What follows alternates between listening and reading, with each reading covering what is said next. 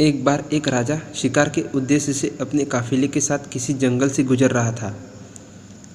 दूर दूर तक शिकार नजर नहीं आ रहा था। वे धीरे धीरे घनघोर जंगल में प्रवेश करते गए। अभी कुछ ही दूर गए थे कि उन्हें कुछ डाकुओं की छिपने की जगह दिखाई दी।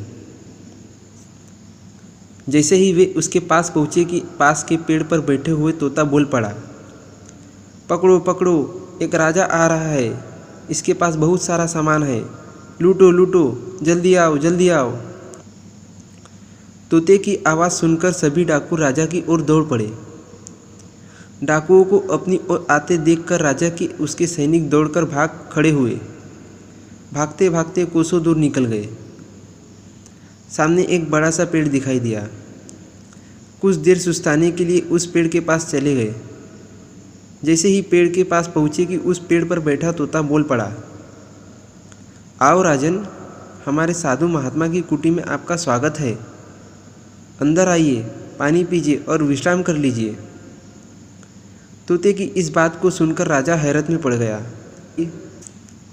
और सोचने लगा कि एक ही जाति के दो प्राणियों के व्यवहार इतना अलग अलग कैसे हो सकता है।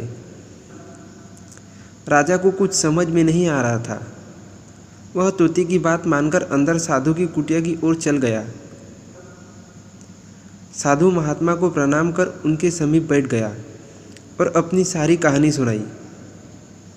और फिर धीरे से पूछा,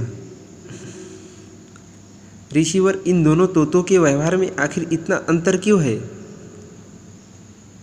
साधु महात्मा धैर्य से सारी बात सुनी और बोले, ये कुछ नहीं राजन, बस संगति का असर है। डाकुओं के साथ रहकर तोता भी डाकू की तरह व्यवहार करने लगा और उनकी ही भाषा बोलने लगा। अर्थात जो जिस वातावरण में रहता है वह वैसा ही बन जाता है। कहने का तात्पर्य यह है कि मूर्ख भी विद्वानों के साथ रहकर विद्वान बन जाता है, और अगर विद्वान भी मूर्खों के संगत में रहता है तो उसके अंदर की मूर्खता आ जाती है। इसलिए हमें संगति सोच समझकर करनी चाहिए।